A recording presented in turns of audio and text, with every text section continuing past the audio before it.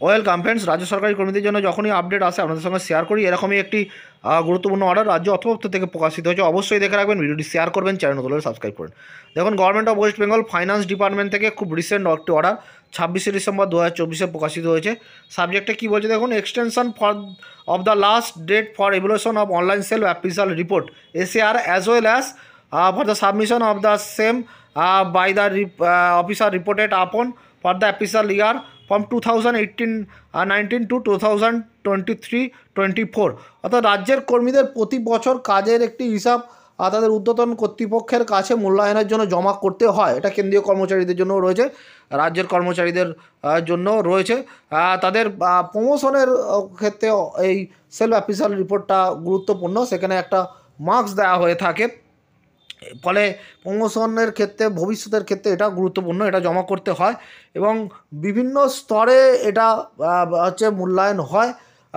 ফলে এই বিভিন্ন স্তরের অফিসারদের ক্ষেত্রে কিন্তু ওই ডেটকে এক্সটেন্ড করা হয়েছে। এখন এটা অনলাইনে জমা করতে হয়।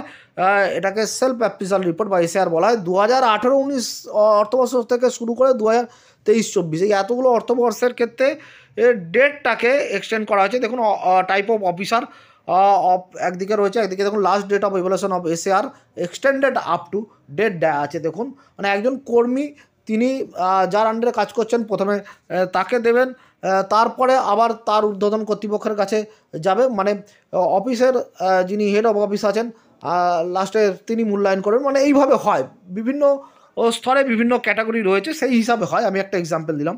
অফিসার রিপোর্টেড আপনের ক্ষেত্রে করা হয়েছে 10ই জানুয়ারি 2025। আর রিপোর্টিং অফিসারের ক্ষেত্রে করা হয়েছে 17ই জানুয়ারি 2025।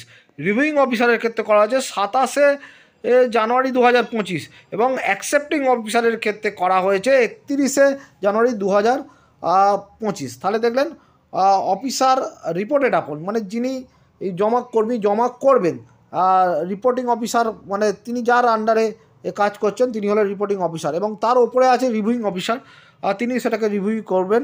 এবং অ্যাকসেপ্টিং অফিসার আছে যিনি হয়তো কোনো অফিসের হলে তিনি হেড অফ অফিস হয়, তাহলে তিনি লাস্টে সেটাকে মূল্যায়ন করবেন। এইভাবে স্টেপ বাই স্টেপ হয়। এক্ষেত্রেও ডেটগুলো এইভাবে এক্সটেন্ড করা হয়েছে। আপনারা শেয়ার করে দিন, যাদের কাজে লাগবে তারা এটা দেখে নেবে। ধন্যবাদ।